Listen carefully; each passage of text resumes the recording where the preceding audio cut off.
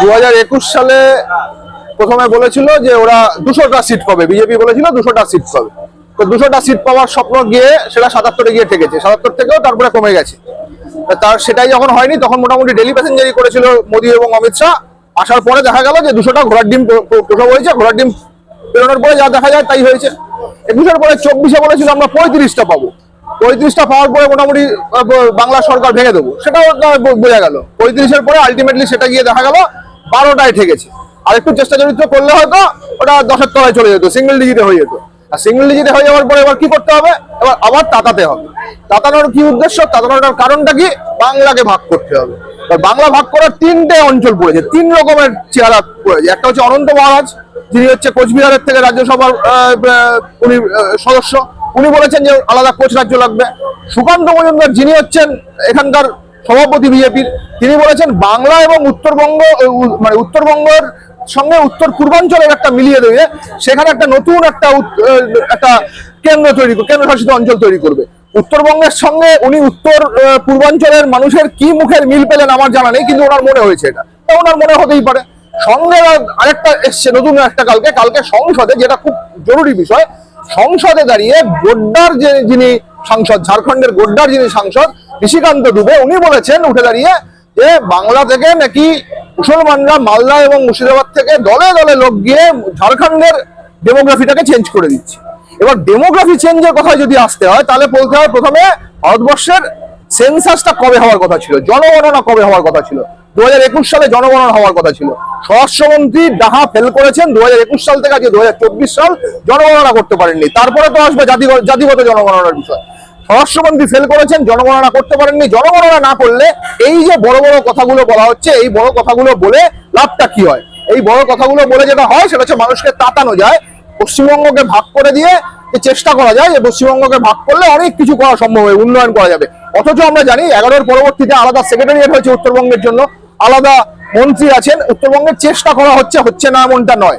এবার ঘটনাটা হচ্ছে যে বাংলাকে ভাগ করার চক্রান্ত বাঙালিই রুখবে, এটা একটা ইতিহাস আছে। 1905 সালে রবীন্দ্রনাথ যখন লর্ড কার্জন বাংলাকে ভাগ করেছিলেন, তখন 1905 সালে রবীন্দ্রনাথ ডাক দিয়েছিলেন বঙ্গভঙ্গ বিরোধী আন্দোলনের। সামনে রাখি আসছে, রবীন্দ্রনাথ সেই সময় দাঁড়িয়ে বাংলার মাটি বাংলার জল পূর্ণ হোক হে ভগবান এই গানটি নিয়ে রাস্তায় নেমে পড়েছিলেন। যেদিন লর্ড কার্জন এই চুক্তিতে সই করেছিলেন সেদিন কিন্তু সারা বাংলায় এবং সারা দেশে অরন্ধন হয়েছিল। বাঙালি কিন্তু দেখিয়ে দিতে জানে যে কি করে বাংলা ভাগের চক্রান্তকে রুখতে হয়, এবং বাঙালি আবারও সাহিত্যে দেখিয়ে দেবে। সুতরাং এটা নিয়ে চিন্তার কোনো কারণ নেই, বাঙালি যথেষ্ট সজাগ আছে এবং জানে তারা ডেমোগ্রাফি চেঞ্জটা কাদের জন্য হচ্ছে। যারা অবাঙালি মানুষজন এখানে কলকাতায় কাজ করে যাচ্ছেন, যারা অবাঙালি মানুষজন যারা কলকাতায় কাজ করছেন, তারাও জানেন যে মুসলমানরা গিয়ে ওখানকার ডেমোগ্রাফি বদলাচ্ছে নাকি অহিন্দিভাষী মানে হিন্দিভাষী লোকজন এসে এখানকার ডেমোগ্রাফি বদলাচ্ছে। এইটা একটা বড় বিতর্ক, কিন্তু তাহলেও বলতে হয় বাঙালি ঐক্যবদ্ধ হয়েছিল সেই সময়ও, বাঙালি ঐক্যবদ্ধ হবে আগামী দিনেও, যে বাংলা ভাগের চক্রান্ত বাঙালি রুখবেই। পশ্চিমবঙ্গে একটা সময় 77টা এমএলএ এবং 18টা এমপি, 18টা এমপির একজনের সাহস হয় না দিয়ে বলা যে আমার রাজ্যে এইটা লাগবে। একজনও সাংসদকে আমি দেখিনি অন্তত বাজেট সেশনে দাঁড়িয়ে বলেছেন যে আমার রাজ্যে এটা লাগবে। একটা উনি বিচারপতি হয়ে গেছেন, উনি একটা কথাও বলতে পারছেন না উনার তমলুক অঞ্চলের জন্য কি লাগবে। এইসবের কোনো জায়গা নেই, ওনার কোনো চাহিদা নেই। চাহিদা একটাই, সেটা হচ্ছে বাঙালিকে ভাগ করো, বাংলাকে ভাগ করো, সেই বাংলাকে ভাগ করে শাসন করার চেষ্টা। উন্নয়নের কোনো কথা ওনারা বলেনি। যদি উন্নয়ন করতেই হতো ইচ্ছে করলেই চাওয়া যেত। নরেন্দ্র মোদী তো ওনাদের ঘরের লোককে তো বলতেই পারে যে আমাকে এই টাকাটা দিন, ওই টাকাটা দিন, ওই টাকা দিয়ে আমি এই উন্নয়ন করবো, এই উন্নয়ন করবো, কিন্তু সেসবের কোনো ব্যাপার না। আমার মনে হয় না ডাবল ডিজিটে এরপরে যদি বামেরা, যদি অন্যান্য শক্তি আরেকটু ঐক্যবদ্ধ হয়ে এই লড়াইটাকে সামনে নিয়ে আসতে পারে, যে বঙ্গভঙ্গের বিরুদ্ধে আন্দোলনটাকে সামনে নিয়ে আসতে পারে, বিজেপি 3rd পজিশন করে 4th পজিশনে চলে যেতে পারে। এটা নতুন জায়গা, কারণ আগামী দিনে একটা গ্রাফকে দেখতে হবে। বিজেপির গ্রাফটা সারা দেশে নামছে। এই পরে লোকসভা নির্বাচনের পরে যে উপনির্বাচন দেখা গেল, তাতেও দেখা গেছে কিন্তু প্রায় সবকটা সিটে হেরেছে, 2টা না 3টে সিটের করে জিতেছে। কিন্তু তাহলেও এই গ্রাফটা নামছে, আর মোদি ম্যাজিক কিন্তু কাজ করছে না। 26-এ মোদি ম্যাজিক তো কাজ করবেই না। বাঙালির একটা ইতিহাস আছে। বাঙালি ব্রিটিশ আমলে প্রথম দিকে ব্রিটিশদের সমর্থক ছিল, কারণ তাতে অর্থনৈতিক সুবিধা, তার ইংরেজি শিক্ষা, তার সমস্ত কিছুর সঙ্গে সমর্থক ছিল। এখানকার মধ্যবিত্ত হিন্দু বাঙালির একটা অংশ হয়তো সমর্থক ছিল কিছুদিন অবধি, কিন্তু তারপরে ধীরে ধীরে তাদের মোহটা কাটবে। এই আজকের বাজেট সেশনে যে ট্যাক্সের কথা বলা হয়েছে, মোহটা কিন্তু কাটতে শুরু করেছে। এই মোহ যখনই কাটতে শুরু করবে তখন বাঙালি কিন্তু দ্বিতীয়বার আর কথা বলবে না। দ্বিতীয়বার তারা কিন্তু বলবে যে এবার এবার তুমি বিজেপি দূর হটো, অনেকদিন হয়েছে। না না নেই, বিজেপির দোকান খোলার লোক নেই, বিজেপির দোকান খোলার লোক নেই। বিজেপি বিভিন্ন আজে বাজে ইস্যু নিয়ে রাস্তায় নামার চেষ্টা করছে।